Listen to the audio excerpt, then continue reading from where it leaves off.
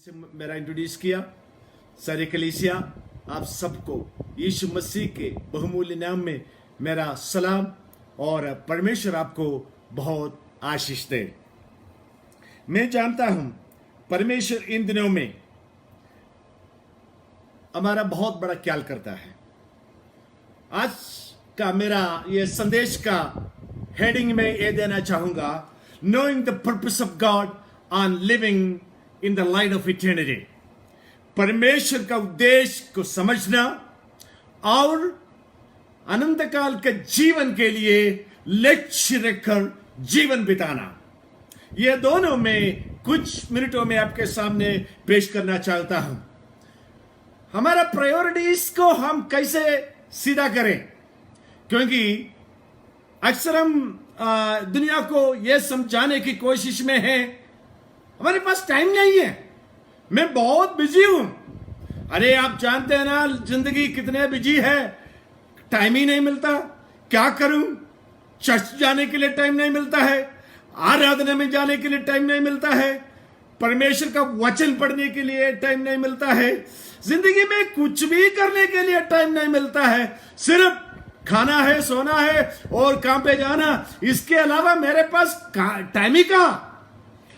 इस सिलसिले में कोविड-19 ने हम सबको एक अच्छा सबक सिखाया और हमारे पास इतना काफी समय उपलब्ध कराया।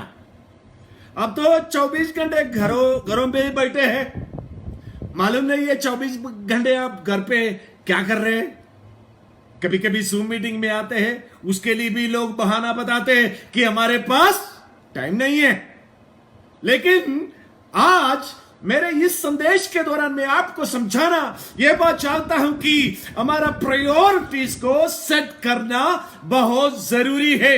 मगर हमें कामयाब होना है तो प्रायोरिटीज को सेट करना जरूरी पड़ेगा, नहीं तो आप तो दुनिया में कुछ साल रहेंगे और उसके बाद आप यहीं से चले जाएंगे। सब भाइयों, मैं आपको यह बात कुछ विस्तार रूप से कहना चाहता हूं। तो अब तो हमारे पास कोई बहाना नहीं कि हमारे पास टाइम नहीं प्रभु की बातों को देखने के लिए, प्रभु का वचन पढ़ने के लिए, प्रभु की आराधना करने के लिए मेरे पास टाइम नहीं। ये बहाना हम अभी नहीं बता सकते। पहले तो हम ऐसा कहा करते थे, लेकिन अब तो पता चला कि हमारा आलसी स्वभाव का प्रकट रूप में वो प्रदर्शन था। लेकिन मालूम नहीं कुछ समय बाद हम पुराने दौर वापस चले जाएंगे, ये कोविड-19 समाप्त हो जाएंगे और उसके बाद हम पुराने अपने वो कामकाज में तो हम बढ़े रहेंगे। जैसे पहले था वैसे हम आगे भी जाने की बड़ी संभावना है। लेकिन परमेश्वर हमसे यही चाहता है कि हमारे जीवन में सबसे बड़ा प्रधान वस्तु क्या है, आपका जीवन में सबसे बड़ा लक्ष्य क्या है, आप जीवन में क्या कर दिखाना चाहता है, क्या पूरा करना, अकम्प्लिश करना चाहता है। यदि आप तो कहेंगे मैं कौन हूं भाई साहब, मैं तो इतना बड़ा जाना माना आदमी नहीं, मेरे पास इतना धन संपत्ति नहीं, मैं तो इतना पढ़ा लिखा नहीं, मेरे पास तो इतना कुछ है ही नहीं कि मैं क्या लक्ष्य बना के चल पाऊं। लेकिन चाहे आप छोटे हो बड़े हो, परमेश्वर हम सबको 24 घंटे हर दिन दे रखा है। 365 दिन हर एक धनवान, दरिद्र और सरे पढ़े लिखे और अंगूठे सबको दे रखा है। लेकिन it's up to us, how do we want to utilize each moment of our life। हमारे जिंदगी में जो परमेश्वर ने दे रखा हर मिनट को, हर समय का कैसे इस्तेमाल करना और कैसे इस्तेमाल किया जाना, ये हमारे ऊपर निर्भर है। तो हमारी जिंदगी का सबसे प्रधान आइटम लक्ष्य क्या है, उसको प्रायोरिटाइज करना हमारा कर्तव्य है। यह बहुत इंपॉर्टेंट है। मान लो आपके पास कुछ बहुमूल्य चीजें हैं, कुछ सोने हो सकता है, कुछ मोती हो सकता है, कुछ ऐसा बहुमूल्य चीज आप कुछ हमारा डाल देंगे? ऐसे नहीं करेंगे आप बहुमूल्य चीज को, जिसका मूल्य कितना है उसका मूल्य समझ बूझ कर आप उसका अच्छी तरह देखभाल करना कोशिश करेंगे। लेकिन आपके पास वो मूल्य कम है तो आप क्या करेंगे?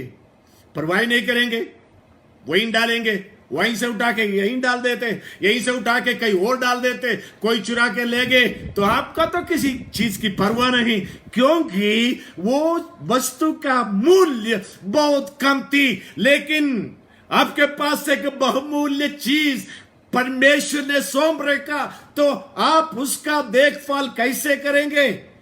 शायद सोने है, बहुमूल्य मोती है, तो आप बैंक में ले जाके लॉकर में आप ताला बांध देते, नहीं तो एक अच्छा लॉकर आप घर पे बना के अच्छा ताला डाल के उसको संभालते।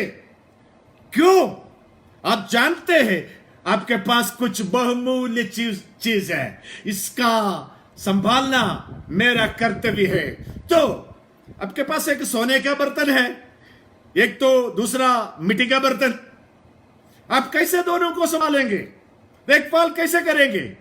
सोने के बर्तन आप अच्छी तरह संभालेंगे, कोई चुरा के नहीं ला जाए इसलिए आप घर के अंदरूनी जगह में रख देंगे। और मिट्टी का बर्तन, अरे कहीं और डाल देते, उसको घर के अंदर क्यों लाए? कोई बच्चे तो उसको घर के अंदर लाने की कोशिश करे तो आप तो तुरंत बोलेंगे, अरे इसको घर के अंदर लाया क्यों? ये घर के भीतर लाने लायक नहीं। मगर सोने का बर्तन सबसे सुरक्षित जगह में हम संभाल कर रखते हैं। कैसे? आपको मालूम है, your willingness to sacrifice for the kingdom of God will reveal the degree of taking your faith seriously. आपका विश्वास का मूल्यता आप कैसे समझेंगे? कितने अच्छी रीति से आप इसको संभालेंगे? परमेश्वर का राज्य आपके जीवन में आप कितने गंभीरता से, आपके नजर से, आपके काम से, आपके रहन सहन से परमेश्वर का राज्य का मूल्य आप कितने देना चाहेंगे? इसको दर्शाते हैं कि आप परमेश्वर को राज्य को मूल्य समझते हैं कि नहीं। आप उसके लिए कितना कीमत चुकाना आप चाहता है, कितना कॉस्ट पे करना आप चाहते हैं। यह सब कुछ इसलिए मैं बता रहा हूं कि परमेश्वर का राज्य हमारे जीवन में सबसे महत्वपूर्ण चीज होनी चाहिए। बाकी सब हमारे लिए सेकेंडरी होनी चाहिए। बाकी सब हो या ना हो हमें कोई परवाह नहीं, लेकिन परमेश्वर का राज्य वो मेरी जिंदगी का सबसे महत्वपूर्ण बात है, जिसका मैं बहुत आदर सम्मान करता हूं। यीशु मसीह ने कहा, Seek ye first the kingdom of God and His righteousness, and then all these things will add to you. पहले तुम परमेश्वर का राज्य और उसकी महिमा की खोज करो, उसके साथ ये सब कुछ दी जाएगी। हर विश्वासी की जिंदगी का सबसे महत्वपूर्ण प्रथम स्थान परमेश्वर का राज्य का होनी चाहिए। मैं क्यों ये कह रहा हूं? क्योंकि ये सबसे महत्वपूर्ण चीज है। परमेश्वर का राज्य सबसे महत्वपूर्ण, परमेश्वर का राज्य the most important thing. Everything else can come and go. बाकी सब तो आ सकते, जा सकते, रहे या ना रहे तो हमें क्या परवाह। लेकिन परमेश्वर का राज्य ऐसा लापरवाही से हम नहीं ले सकते। प्रभु का काम अलसदा से और आलसी होकर हम नहीं ले पाएंगे। हम दोनों पर पैर रखकर हम नहीं चल पाएंगे। एक संडे से लेकर के मंडे से लेकर सैटरडे तक हम रहेंगे दुनिया के लिए, लेकिन संडे दोबारा गिरजे लौटाकर हम कहेंगे, हम है खुदा, हम है तेरे, हम तेरे बंदे, मदद कर। सोचते हैं एक दो गीत गा के एक दो भाषण सुन के, एक दो प्रेयर रिक्वेस्ट बोल के उनका मसीह कमिटमेंट समाप्त हो गए। ऐसे नहीं होने चाहिए बहन भाइयों। हमारी जिंदगी का सबसे बड़ा महत्वपूर्ण, the most important part of our life ought to be seeking after the kingdom of God and his righteousness. Everything else can wait in my life. मेरे जिंदगी के बाकी सब कुछ इंतजार कर सकते हैं, लेकिन परमेश्वर के राज्य के खोज करना, उसका इंतजार नहीं हो पाएगा। हालेलुया। हमारे एटीट्यूड क्या है? हमारी जिंदगी का एटीट्यूड, जिस दृष्टिकोण से हम प्रभु के राज्य को देखते हैं, समझ पाएगा एक प्रभु के बंदे को आप परमेश्वर का राज्य का कितना गंभीरता से आप ले लेते हैं। तो हम दो बोट में कभी नहीं चल सकते। दूसरा तीमुथियुस उसका 4वें अध्याय के 5वें पद में इस प्रकार लिखा है, पर तू सब बातों में सावधान रह, दुखड़ा सुसमाचार प्रचारक का काम कर और अपनी सेवा को तू पूरा कर। एक परमेश्वर के विश्वासी के बारे में परमेश्वर हम तक के वाणी पहुंचा रहा कि हम सब बातों में सावधान रहे। आपके धरती के जिंदगी के लेन देन के बारे में, ईमान के बारे, विश्वास के बारे में, आपका रहन सहन के बारे में, आपके व्यवसाय के बारे में, आपके नौकरी के बारे में, आपके दफ्तर की बातों के बारे में, आपके दोस्ती के बारे में, आपके रिश्ते के बारे में परमेश्वर कहता है तुम ये सब बातों में सावधान रह। बहन भाइयों, आज हमारे जीवन में बड़ी दुख की बात है ये कि हम जिंदगी में इतना सावधान नहीं रहते। हम जिंदगी को बहुत आसान तरीके से देखना चाहने वाले हैं। हम खुशी मना के, हम हाथ बजा के, हम कंधे पर कंधे हाथ मिला के हम चलने वाले, हम प्रभु के बारे में हम गंभीरता से हम नहीं लेते। परमेश्वर के वचन में बड़ी सावधानीता के रूप में लिखा है, तुम सब बातों में सावधान रहना और एक मसीह होने के बारे में तुम दुख उठाना, और इतना ही नहीं, तू एक सुसमाचार प्रचारक का काम करना और तुम अपनी सेवा को पूरा करना। परमेश्वर के राज्य में रहने वाले, परमेश्वर का राज्य का खोज करने वाले, परमेश्वर के राज्य का प्रताप सबसे प्रथम स्थान देने वाला एक बंदे के बारे में, एक विश्वासी के बारे में परमेश्वर यही चाहता है। परमेश्वर अपने राज्य के बारे में वो गंभीरता से लेता है। God is pretty serious about his kingdom, my friend. He is pretty serious about his kingdom. The first New Testament message preached by John the Baptist was about the soon approaching kingdom of God. Kingdom of God के बारे में, परमेश्वर के राज्य के बारे में परमेश्वर कितने गंभीरता से लेता है, वो इस दौरान पर वो प्रकट है। नए नियम के सबसे प्रथम भाषण जो यूहन्ना बपतिस्मा देने वाले ने प्रचार किया, उसने यूं प्रचार किया, उसने प्रचार किया, देखो परमेश्वर का राज्य निकट आ रहा, वो बहुत जल्दी आने वाला है। उसने परमेश्वर के राज्य के बारे में मनादी की और उसने कहा, इट डिमांडेड रिपेंटेंस एंड अबाउटेन, मन फिराव करना और सारे पाप कर्मों से मुड़ के एक नई दिशा की ओर चलना हमसे मांगता है। It demands repentance, it demands and abandon, ये दोनों चीज मांगता है। हम मन फिराव करें, हम मुड़ के दुनिया से, पाप कर्मों से और अविश्वास के बंधन से और दुनियादारी से हम मुड़ के प्रभु के तरफ चलने लगे। क्यों? परमेश्वर के राज्य निकट आ रहा है। यदि हम इसके बारे में सीरियस नहीं तो क्या करेंगे? मत्ती 3 अध्याय का 2 पद में लिखा है, मन फिराओ क्योंकि स्वर्ग का राज्य निकट आ गया है। मन फिराओ क्योंकि स्वर्ग का राज्य निकट आ गया है। मत्ती 3 अध्याय का 9 और 10 पद में लिखा है, और अपने मन में तुम ये न सोचो कि अब्राहम हमारा पिता है, क्योंकि मैं तुमसे कहता हूं, याद रखना ये खुदावंद यीशु मसीह ही कह रहा है। वो कह रहा है, मैं तुमसे कहता हूं कि परमेश्वर इन पत्थरों से अब्राहम के लिए संतान उत्पन्न कर सकता है। हमारा परमेश्वर सर्वशक्तिमान है, उसके लिए असंभव कुछ भी नहीं। चाहे यहूदी लोग मन नहीं फिराए, परमेश्वर के राज्य का अंगीकार न करेंगे, तो यीशु मसीह कहता है, मैं कहूंगा मेरा परमेश्वर, तुम्हारा परमेश्वर, अब्राहम का परमेश्वर इन पत्थरों से संतानों को उत्पन्न कर सकता है।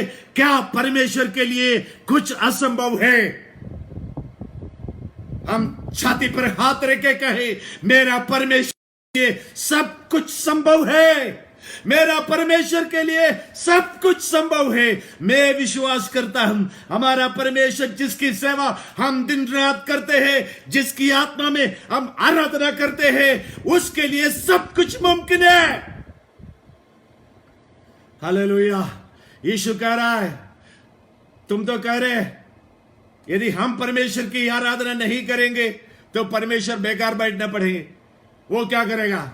लेकिन यीशु हमें चेतावनी देके कह रहा है, अब तो कुलाड़ा पेड़ों की जड़ पर रखा हुआ है, इसलिए जो जो पेड़ अच्छा फल नहीं लाता वो खाटा और आग में झोंका जाता है। इतनी गंभीरता से परमेश्वर अपना राज्य के बारे में वो प्रथम स्थान देके हमसे कहता है, कुलाड़ा हर पौधे के, हर पेड़ के जड़ के ऊपर रखा हुआ है। एक ही कुलाड़ा नहीं, एक एक पौधे के लिए एक एक कुलाड़ा रखा हुआ है, तैयार किया गया। जो जो पौधा अच्छा फल नहीं लाता उसको काट दिया जाएगा, आग में फेंक दिया जाएगा। भाई बहनों, हम सोचे हम क्या करें, हम कैसे प्रभु की सेवा करें। मत्ती सुसमाचार का उसके 22वें अध्याय के उसके 37, 36 और 37वें पद में लिखा है, एक आदमी उससे कहा, एक गुरु, एक शास्त्री यीशु के पास आके, जैसा यीशु वचन का सुना रहा था, पढ़ा रहा था अपने चेलों को, वो दौड़ा के यीशु के पास गिरजे सिजदा करके इससे पूछता है, हे गुरु, व्यवस्था के कौन सी आज्ञा बड़ी है? याद रखना, ये तो सब कुछ जानता है, ये शास्त्री है, ये न्याय शास्त्री है, ये सब कुछ सीख रखा है। यीशु की परीक्षा करके यीशु से सवाल पूछता है, हे प्रभु गुरु, व्यवस्था के कौन सी आज्ञा सबसे बड़ी है? यहां पर भी सवाल सबसे बड़ी मतलब प्रथम। यीशु से कहा, तू परमेश्वर अपने प्रभु से अपने सारे मन और अपने सारे प्राण और अपनी सारी बुद्धि के साथ तुम प्रेम करना, यह सबसे प्रथम स्थान। और यीशु उसके साथ ही साथ कहा, देखो इतना ही नहीं, अब देखो इतना ही नहीं, तुम अपने खुदा और परमेश्वर की आराधना करे और अपने पूरे मन से, पूरे ताकत से, पूरे शक्ति के आराधना करे। दूसरी बात 39वां पद में लिखा है, और उसी के समान ये दूसरी भी है कि तू अपने पड़ोसी से अपने समान प्रेम करना। ये ही 2 आज्ञाएं सारी व्यवस्था एवं भविष्यद्वक्ताओं का आधार है। देखो यीशु कह रहा है, 2 आज्ञाएं मूसा के जरिए इस्राएलियों को परमेश्वर ने कितनी आज्ञाएं दिया? 10 हुक्में दिया। उन 10 हुक्मों का यीशु छोटा करके संक्षेप करके 2 में लाया गया। ये आखिर में 1 और 2 नहीं, प्रथम और दूसरा नहीं। यीशु ये एक सवाल है, तो ये सवाल का जवाब 2 हिस्से में है, पार्ट ए पार्ट बी। वो कह रहा है पार्ट ए वर्टिकल, तुम अपने परमेश्वर को पूर्ण मन से आराधना करना, और हॉरिजॉन्टल कह रहा है तुम अपने भाई बहनों से मोहब्बत करना। ये तुम प्यार करने से दुनिया जान पाएंगे तुम यीशु के चेले हो। Hallelujah, hallelujah. हम जब एक दूसरे के प्यार करने लगेंगे, जब हम परमेश्वर से प्रेम करेंगे, जब हम परमेश्वर की सेवा करने लगेंगे, जिस मन से, जिस तन से, पूरे विश्वास से हम करने पाएंगे तो दुनिया कह पाएंगे ये तो प्रभु के चेले हैं, हमारा कोई लेबल की जरूरत भी नहीं पड़ेगा। हमारा प्रायोरिटी क्या है? Jesus' message always started with the kingdom of God that was among them. यीशु ने कहा देखो परमेश्वर का राज तुम्हारे भीतर है, तुम्हारे बीच में है। The kingdom of God has come, is at hand. देखो परमेश्वर का राज तुम्हारे साथ है, तुम्हारे बीच में है, तुम्हारे भीतर है। मत्ती सुसमाचार उसके 7वें अध्याय के 13 और 14 पद में लिखा है, ये परमेश्वर के राज्य की हमें निमंत्रण देता रहा, हमें आमंत्रित करके कह रहा तुम आ जाओ मेरे राज्य में, मेरे लिए, मेरे साथ तुम्हें बहुत बड़ी जगह है, लेकिन धरती पर तुम मेरे राज्य को प्रथम स्थान दोगे तो काम हो जाएगा।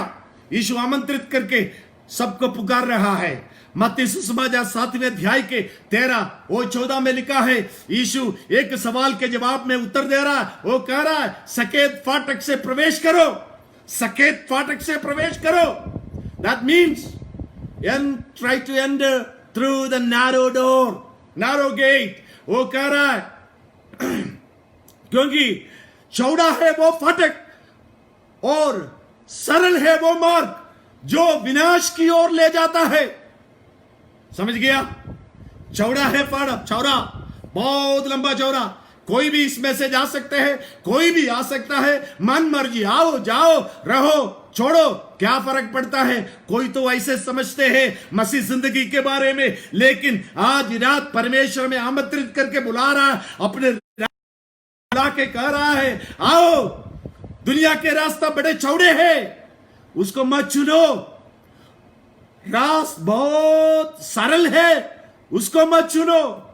लेकिन देखना समझना, बहुत सारे लोग जो उससे प्रवेश करना चाहते हैं, बहुत सारे लोग दुनिया के मार्ग में, सरल मार्ग में वे चलना चाहते हैं, लेकिन हम उनमें से एक नहीं। लेकिन यीशु कह रहा है क्योंकि सकरा है वो फटक और कठिन है वो मार्ग जो जीवन का जो जीवन को पहुंचाता है, और थोड़े हैं जो उसे पाते हैं। समझ गए? दुनिया के रास्ता बहुत सरल, बड़े आसान, लेकिन प्रभु के रास्ते थोड़ा सा कठिन है, रास्ता बिल्कुल सकरा है। आप चौड़ा ना करें इसको।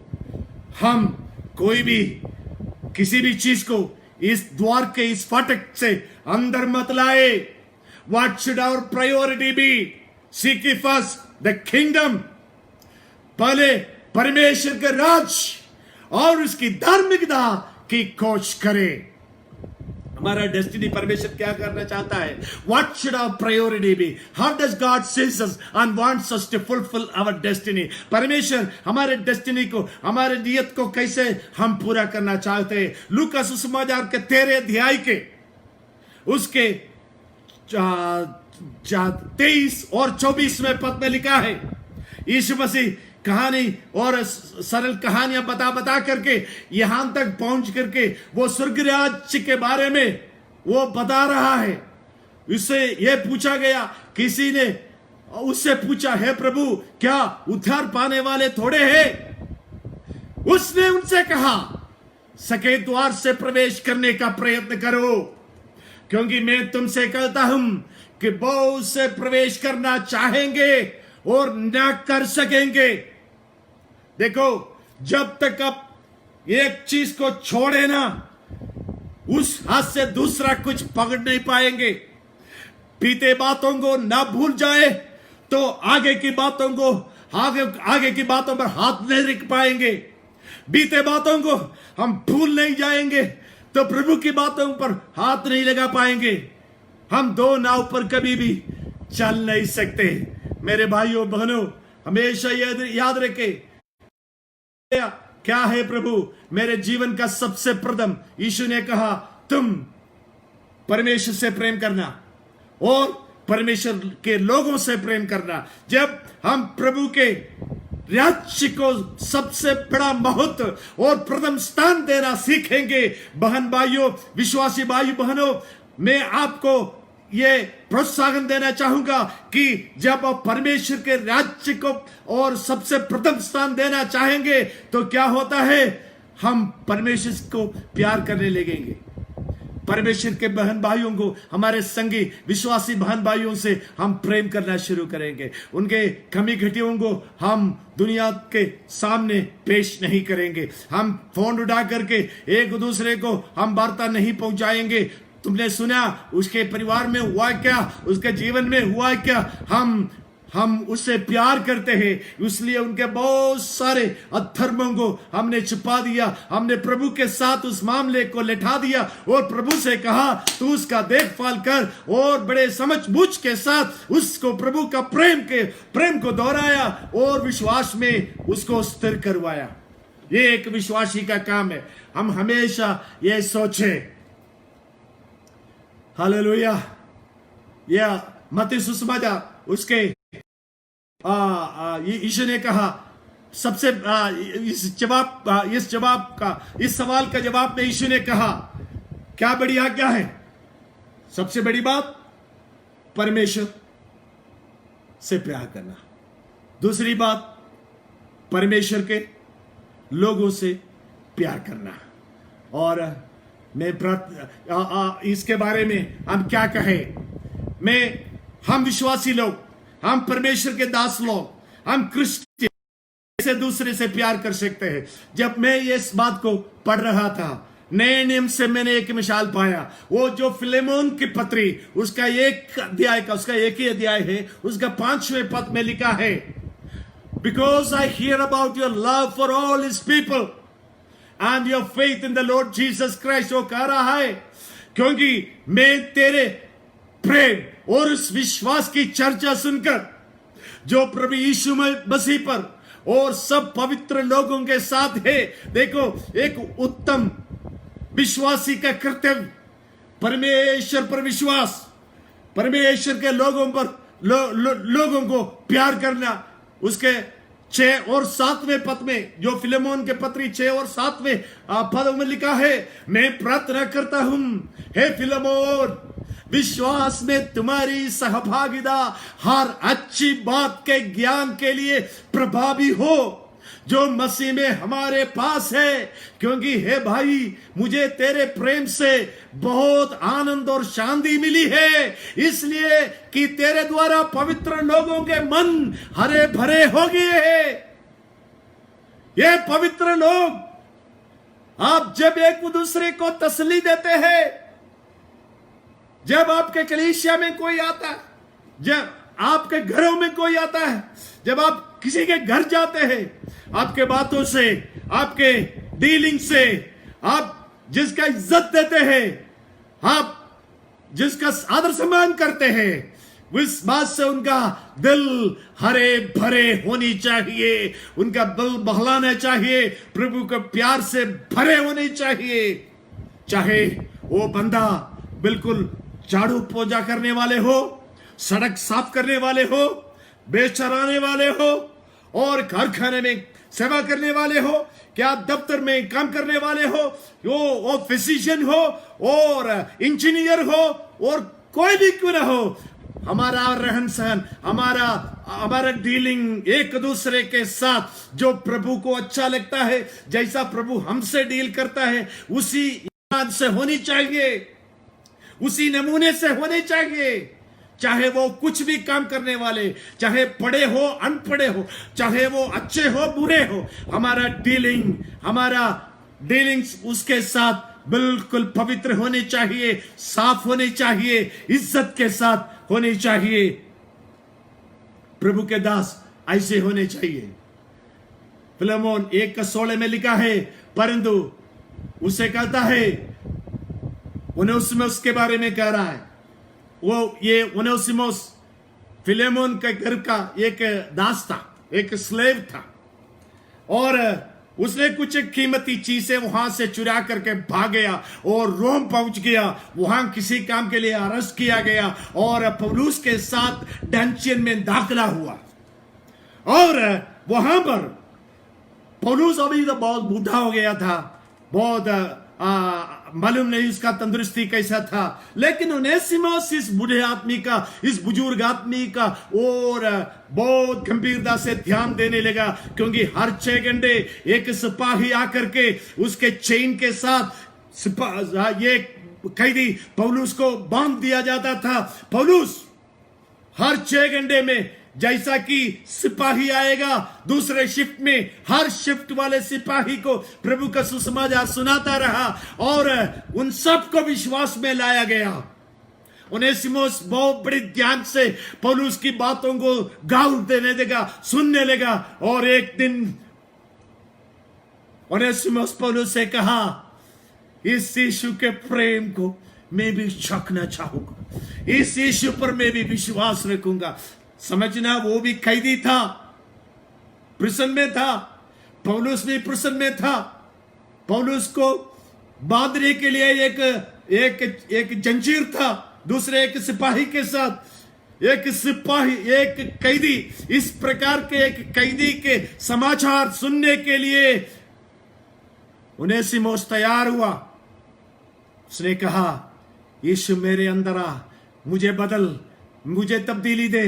आखिर में हुआ क्या मेरे भाई बहनों, उसके जीवन में सब कुछ बदलने लगा। ओनेसिमुस पौलुस के अच्छे साथी बन गया और दोस्त बन गया।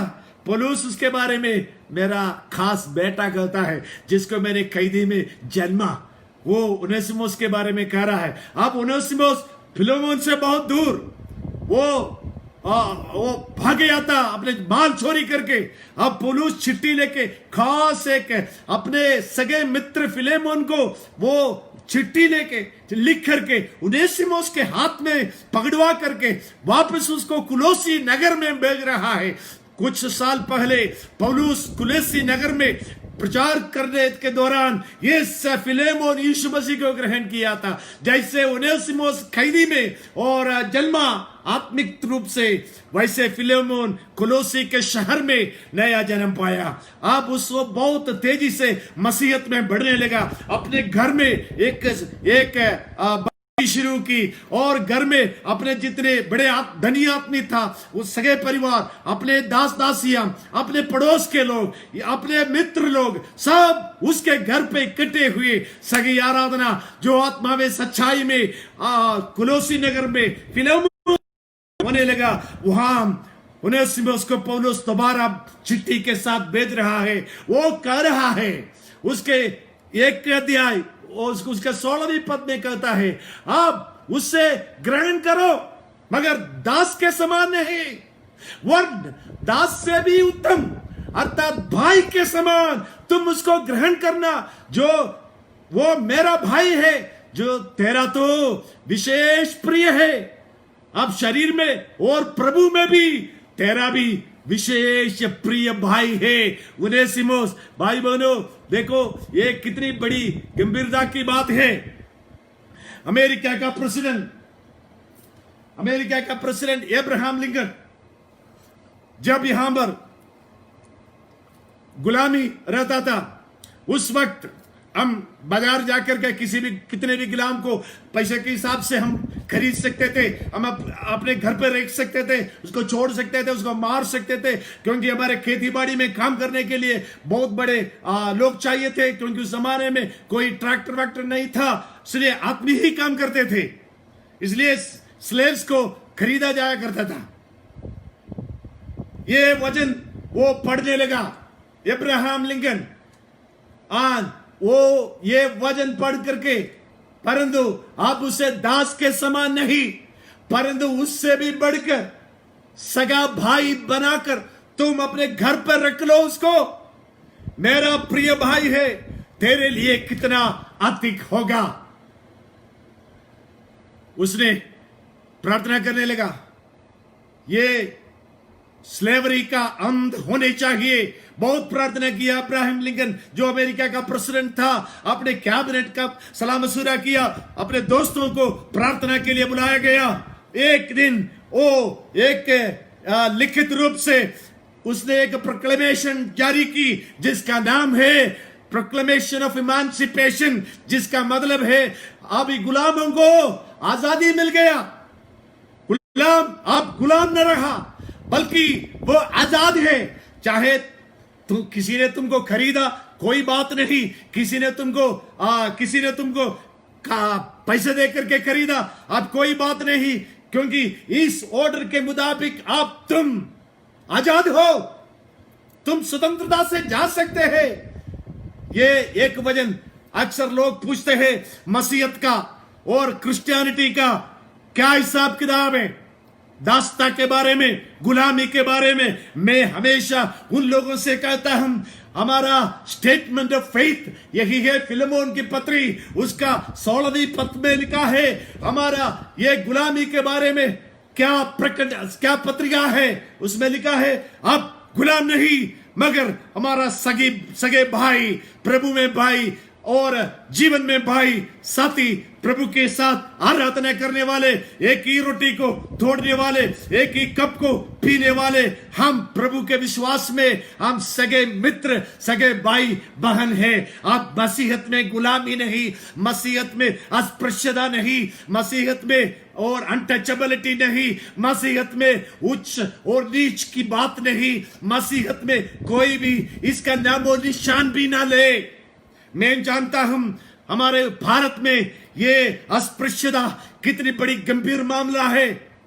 ये प्रभु के वचन के हिसाब से बिल्कुल गलत है। प्रभु के लोग इसको बिल्कुल मान्यता देनी नहीं चाहिए।